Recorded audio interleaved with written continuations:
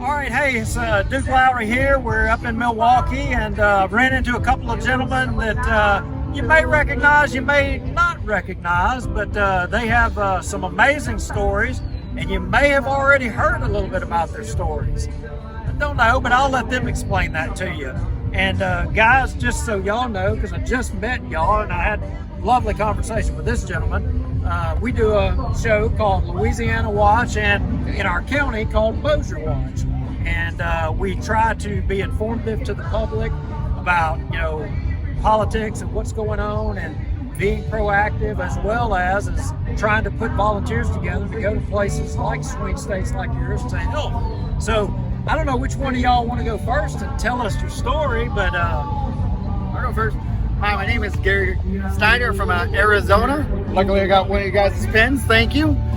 So our story's pretty quick. I'll let David talk at the end of it. We're from Yuma, Arizona, Yuma County. And if you heard of 2,000 Mules in addition to Sousa, me and Dave were a main part of that.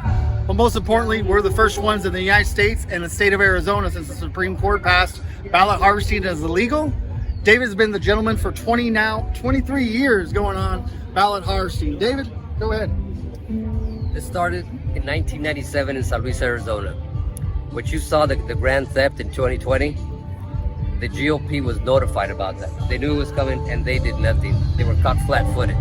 I provided the evidence and I warned them what was coming. It was happening for over 20 years in San Luis. What happened in San Luis grew to the state and then the other states. So it could have been prevented. That's why the Nancy Sousa, Catherine Engelbert, Truth the Vote, they contacted us. We were collaborating with the movie, got them a lot of information, facts, and Catherine, bless her heart, she's taking a lot of heat. They're trying to discredit her, but everything she has is factual. It is proof and it is evidence. It could have been stopped, and then it happened again in 2022. So the GOP, the establishment, thank God that now Donald Trump wiped clean the RNC.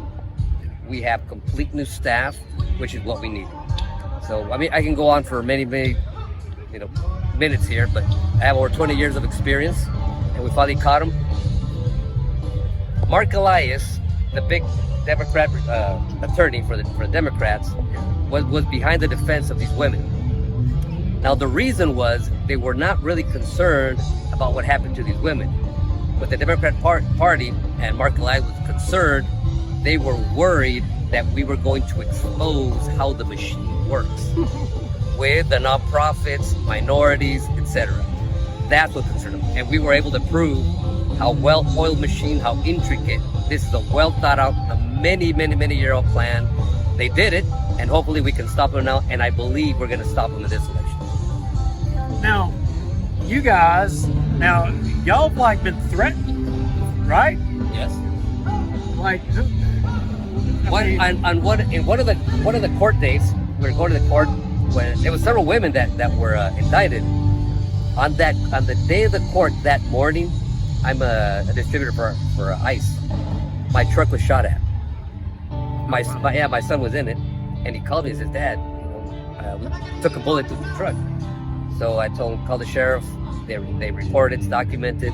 But just to give you an idea what you're up against. And we are, San Luis is on the border. Yuma is not the border. San Luis is the border, which is a key location for the cartels. And possibly the cartels are probably in on the ballot harvesting because they want to elect officials that they can control. Yeah. We had, I was telling him earlier when we were talking that in Louisiana, a lot of people don't realize, but the majority of the ICE detainees were all in Louisiana. And it had, I think it was either the largest or the second largest. And they were immediately busing a lot of them to the airports, and we went and videoed at the airports.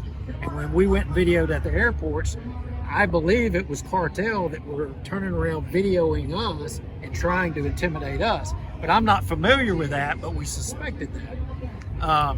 So you guys, and you were telling me about Turning Point, and that you guys are now active with Turning Point and are trying to up the game out there.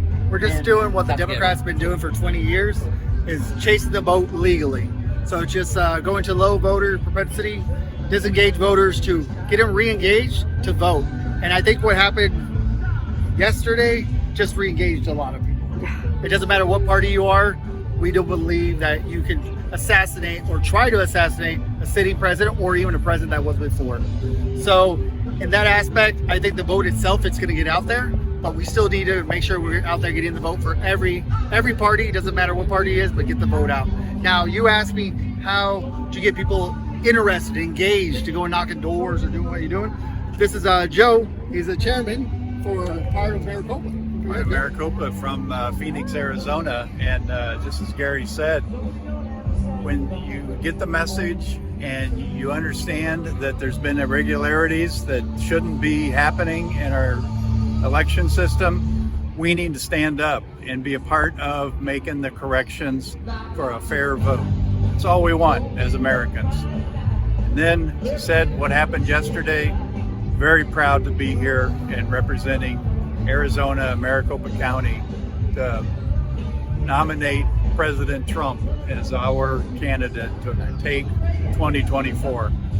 And if I may add one more thing, because we're from a swing state, Arizona, and because I've been involved for over 20 years with the fraud, I'm very honored that I was invited by the Trump camp, and I'm going to speak on Wednesday. So I'll be speaking with the speakers on Wednesday, so tune in about 5 o'clock. Good deal. We'll be there and look forward to Milwaukee it. time. Milwaukee time, exactly. Milwaukee time. Well, thank you guys for doing a short interview with us, and appreciate y'all fighting and keeping up the work. And our Louisiana Watch and Bossier Watch, we'll do this little interview on there. And you know, if I get a business card for you guys, I'll tag you. And please go to True the Vote, go to the website and their social media, because they have a lot of valuable information.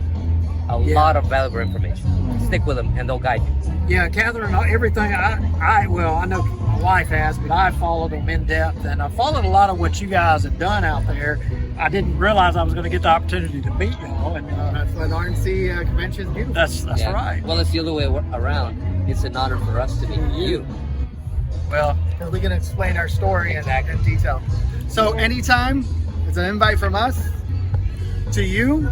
If you're interested in having a Zoom, we're more than welcome to come on Zoom and talk about our stories. But most importantly is teach what a possibility could be in Louisiana. well, like I said, maybe we can round up a bunch of our Republicans. We're not a swing state. I mean, we are okay. a Republican state. We're strong, and we're planning on putting some miles on some cars Sounds to good. come volunteer. Right. So, Anytime you guys want to come to Maricopa, more than welcome. Exactly. we want to come help. Right. Thank you. Thank y'all. Thank you very much. That's good. Thank you very much. Thank you, Lucky.